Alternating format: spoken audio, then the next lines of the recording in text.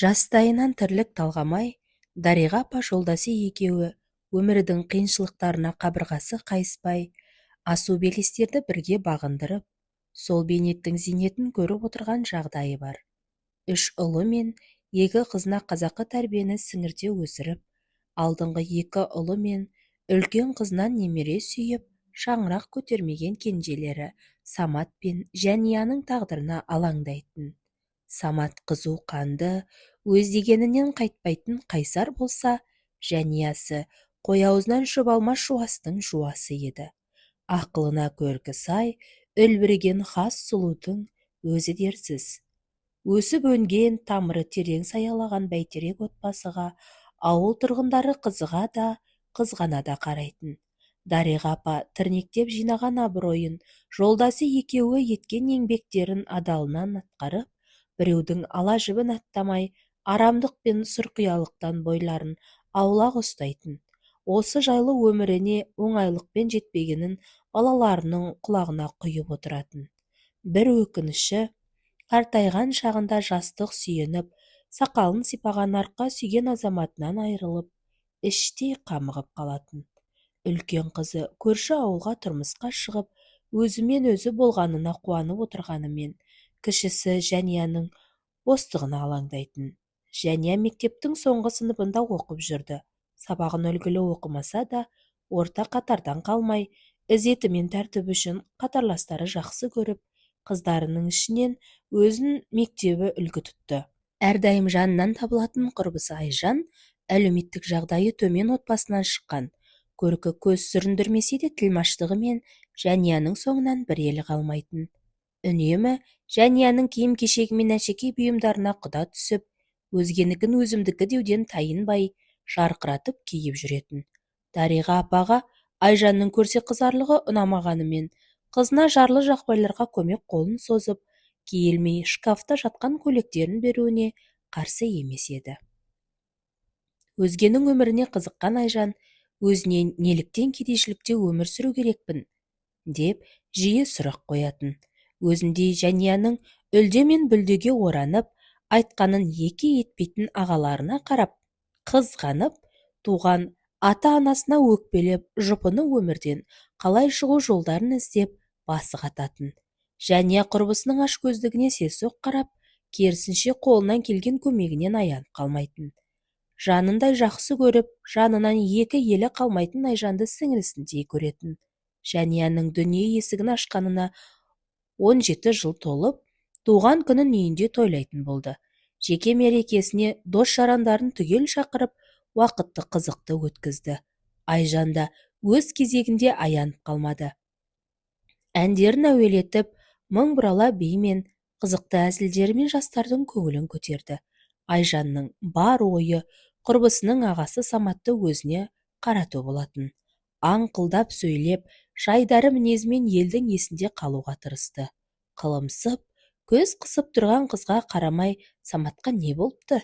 Әрине, Айжанның ойлағаны жүзеге асып, Самат кеш біткесін үйіне шығарып салды.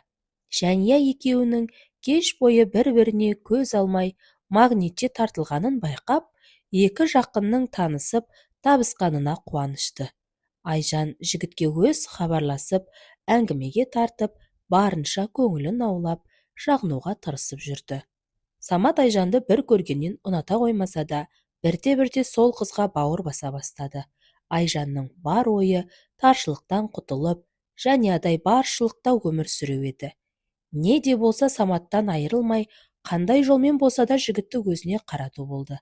Әдеттегінше кешке кездесуге сыланып, сипанып, үстіне Жәниядан қалған киімді іліп, жігітті арбауға кірісті. Самат Айжан деп өліп өшпесе де, қылығына байланып, ермегіне айналдыратын. Сол кеште сезімнің жетегінде кетіп, екеуі де қателікке бой алдырды. Самат істеген ісіне өкініп, Айжаннан кешірім сұрап бақты. Желөкпе сезімнің жетегінде жүріп, қыздың обалына қалғанын кеш түсінді. Айжан көз жасын көлдеткенімен, оның ішкі пиғылы осыған кеп тірелу болатын. Абыройы айрандай төгілген қыздарының жағдайы Айжанның әке-шешесіне де аян болды. Кәмелетке толмаған 16 жасар қыздың жастайынан жігітке құмартып, Осы жолды өзі таңдағанын қайдан білсін ол кісілер. Қарадай тұрып басына пәле тілеп алған Самат ендігі бұл тығырықтан шығар жол Айжанға үйлену деп білді. Дариға апаның қан қысымы көтеріліп, денсаулығы сыр берді. Ел жұртқа масқара болмай тұрғанымызда Айжанды келісімен алып қашып, келін атандырайық деп шешті аға жеңгелері. Жәния қулығына құрық бойламайтын құрбысының жағдайын ойлап, аңтарылып жүрді. Ел ішіне сыбыс білдірмей, бір жұманың ішінде опай-топай келін түсіріп, беташар тойын өткізді. Бақыттан басы айналған тек Айжан мен аңқау Жәния ғана шығар. Ойнап жүріп от басқан Самат, нағыз серілік құратын шағымда аяғымнан шалдың, деп келіншегін аузына келген былапыт сөздерімен сыбап тастауды әдетке айналдырды. Не де болса, уысыма түсірдім, деді де, ендігі өмірімді ханшайымдай сүремін деп айнаға қарап, тотыдай тарануды шығарды. Аяғы ауырлап, мектебі жайына қалды. Алғашында әлі бала ғой деп, үй тірлігіне араластырмауға тырысқан жеңгесін басынып, өз бөлмесіне кіріп, аяғын көтеріп, күн ұзақ керуетінде жатып алып, ананы жегім келіп тұр, мұнаны, деп жерік асын тапсырыспен алдыртып, есіре бастады. Онсыз да амалсыз үйленген Саматтың жүйкесін жұқартса да, анасын ойлап ұстамдылық танытты. Жәния мектепті аяқтап, жоғарғы оқу орнына құжаттарын тапсырды. Көп ұзамай Айжан тұңғышын өмірге әкелсе, Жәния қалада оқуын оқып жүрді. Саматтың дүние есігін ашқан баласы да Айжанға деген көңілін жылыта қоймады. Үйіндегі келіншегі емес, көзі көшедегі сылқымдарға түсіп, салқын жүрісін үдете түсті. Тұрмысы біршама жақсарып, киімдері бүтінделгенімен көңілі орнына түспеді. Саматтың өзінен жерініп жүргеніне қамықты. 17-сінде ана танып, әлі де болса балалығы басылмаған Айжан сәбиіне емшегі езіле қоймады. Жәнияның гүлдей құлпырып, оқуын жалғастырып, қыздармен қыдырғанын көріп, ішін тырнады. Дариға апаның қымызын ішіп, қызын айттырушылардың да қарасы көбейді. Инабатты, көргенді жерден шыққан текті қызға көз салмайтын жеңгей бар ма? Алыс жақын жерлерден қолын сұрап, құдандалы болуға ниет білдіргені қаншама. Осының бәрі шыр-пыр боп жылаған нәрестесінен жалыққан Айжанның жүйкесіне тиді. Қайтсе де, Жәнияның бағын байлап, жақсы жерге ұзатылуын қаламады. Шалғайда тұратын жиенін шақыртып, Жәниямен таныстырды. Сырт көзге үсті басы мұздай таза, сыпайы көрінетін жігіт ауыз толтырып мақтарлықтай болғанымен, бәрі шын мәнінде басқаша. Оқуын әзер аяқтап, екі қолын бір күрек таппай сандалғанымен қоймай, ішімдікке үйір жігіт тек қана бай қуатты қыздардың соңына түсіп, бас пайдасын ғана ойлайтын. Жұмыс істеуге талпынбай, әке-шешесін зарлатып, үйіндегі соңғы қойын сатып, киініп, ішіп жеп, бір күндік рахатпен өмір сүретін. Жәнияның асқан ажары мен дәулетіне қызығып, Манас оп-оңай қызды торына түсірді. Айжан мен Манас алып қашуға сөз байласып, сол түні Жәнияны үн-түнсіз шығарып берді. Сыртқа шығып, әңгіме дүкен құрып, жер тарқатқалы деген сөзіне иланып, алаңсыз Айжанның артына ере жөнелген Жәния түсініксіз, меңіреу халде, үйді басына көтеріп айқайлауға шамасы келмей, жасын орамалмен сүртіп отырды. Артынан келген ағаларына Айжан жеңгесінің жағдайын ойлап, өз еркім, өз келісімімен келдім, деді де жүзін төмен салды. Тұрмыстарының төмендігі Жәнияның бауырларын алаңдатты. Молшылықта жасап келген қарындасының жаңа отбасында қалай өмір сүрерін уайымдап, төредей көрінген күйеу баласына Жәниясын сеніп тапсырды. Манас алғашында Жәния деп өбектегенімен, жуастығын басынып, пасық қылықтарын көрсете бастады. Жәнияға сауап болды, деп жерден 7 қоян тапқандай, Айжан қатты қуанды. Қария кемпір шалға қарап қалған Жәния Манасты үйден сирек көретін. Телефонын сөндіріп, ұшты күйлі жоғалып кететін әдеті де бар. Айына бір көрсе қуанып, жар жылуын сезінгісі келгенімен, жылы сөзін келіншегіне қимайтын Манас теріс қарап жатып алатын. Көшеде қаңғып жүрген, үйіне бір тиын әкелмейтін Манасқа еті үйреніп, ата енесінің азын-аулақ зейнетақысын шайпыл етіп, қара нанды қанағат тұтуды үйренді. Дариға апа жаниясының жағдайына алаңдағанымен, байырғы сабырлылығына салып, араға түсуге тырыспады. Сөйтіп жүргенде Манас картаға салынып, үлкен қарызға кіріп, бір дөкейге берешек болып қалады. Үйінде тығылып жатқан Манасқа: «Ақшамды жерден қазсаң да табасың, жаныңды жаһаннамның түбінде аттандыр демесең, айдың соңына дейін қолыма ұстататын бол», деді де кеудесінен нұқып-нұқып жіберді. Есіктен сығалап қарап тұрған жанияның зәресі зәр түбіне жетті.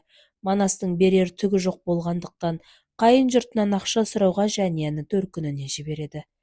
Қызының жай жүрмегенін сезген Дариға апа мән-жайды сұрастырды.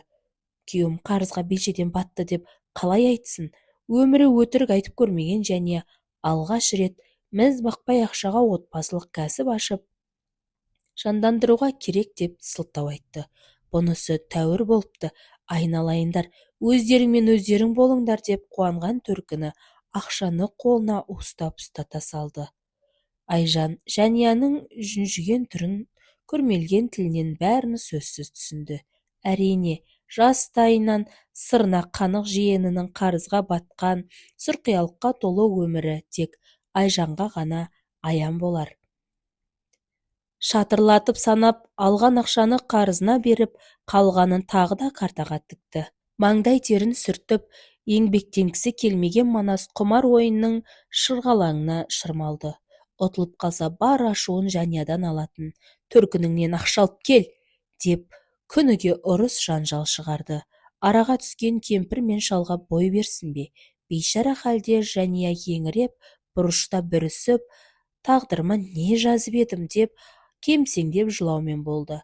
Қит етсе қол көтеріп, аяғы ауырлаған келіншегін итше тепкілеп көшеге шығарып, таң ата өлесі масайып, ұсылап түсетінді әдетке айналдырды. Бөтелкемен дос болып, отбасын ойламады. Осындай күннің бірінде жанияның жағдайын білуге келген ағасы қарындасының мүжілген келбетіне, көгерген денесіне қарап ашуға булықты. Дарбазадан айқайға сап, гөй-гөйін жырлап келе жатқан күйеу баласын тепкінің астына алып, жанияны үйіне әкетті. Атасы мен енесін қимаған жания кешірім сұрай берді. Төркініне келгелі, ауыл тұрғындарының өсегіне іліккен қыз көшеге шыға алмай қалды. Қайтып келген қыздың артынан 40 әңгіме ереді емес пе? Бірі жанияға жаны ашыса, бірі сөкті. Айы күні жақындаған жания үйінде отырып босанып алды. Самат Айжанды қарындасының тағдырына кінәлі санап, екеуі 40 пышақ бола берді. Ақыры Айжан бәрі ұйқыға жатқанда, үйіндегі құнды заттармен қоса асыл бұйымдарды жиып алды да баласын тастап қашып кетті. Үйдегілердің бәрі таң азанымен баланың жылаған даусынан оянды. Алғашында аулада жүрген болар деп күдіктенбеп еді. Біраз заттардың жоғалғаны мен киім-кешегінің жоқтығын көріп, не ойға қаларын білмеді. Жасына толмаған баласын оп-оңай асыл бұйымға айырбастап кеткен келіндерінің қылығын түсіне алмады. Шырылдап, анасын іздеген бөбекті жаңа ғана босанып, белі бекмеген жания бауырына алып емізіп еді, сәби жылауын тоқтатып, солқылдап еме жөнелді. Тағдыр-ай, кеше ғана жан құрбы болған Айжан мен жания осындай халге түсеміз деп ойлап еді. Бір құмалақ бір қарын майды шіретер деген мақал Айжан сияқты жетесіздерге арналған шамасы. Айрандай ұйып отырған отбасына қара бұлт үйірілтіп, бастарына әңгір таяқ орнатты. Дариға апа, әлі жас, етек-жеңін жиып, оң-солын танысын, бала ғой деп жүргенде, келіні үйіне енген аждаһа жылан болып шықты. Үкілеген үміттері жания мен Саматқа Алладан жақсылық тілегенімен, адамнан жамандық келді. екі бірдей немересінің бірі анасыз қалса, енді бірі әкесіз өсіп, жәутеңдеген көздеріне жан ашыды. Самат Айжаннан құтылғанына қуанса да, баласына алаңдайтын. Дариға апа Жекжат арқылы Саматқа қыз айттырып келін түсірді. Алғаны адалынан келіп, Самат пен баласына мейірлене қарады. Көп ұзамай өзінің де аяғы ауырлап, екеуі бақытқа кенеледі. Жәния тағдырының жағымды тосын сыйын тосып, бағы әлі-ақ айқара ашылатынына сенді. Баласын ермек етіп, балабақшаға жұмысқа тұрды. Ал Манас болса, ата-анасынан бас тартып көше кезіп кеткен. Айжаннан сол күйі хабар-ошар жоқ. Бәзбіреулердің сөзіне сенсек, арын аянбай саудаға салып, түнгі көбелектердің қатарынан толықтырылған екен. Өзгенің өміріне өзегі өртеніп, ақыр соңында ең лас орынға өзі тап болды. Осымен менің әңгімем аяқталды. Барымызды бағалайық. Біреудің өміріне қызықпай, өзіміздің өмірімізді тура арнаға бұрайық. Назар қойып тыңдағандарыңызға көп рахмет. Әңгіме ұнаса, достарыңызбен бөлісіңіз және лайк басып, тіркеліп, пікір қалдыра кетіңіз.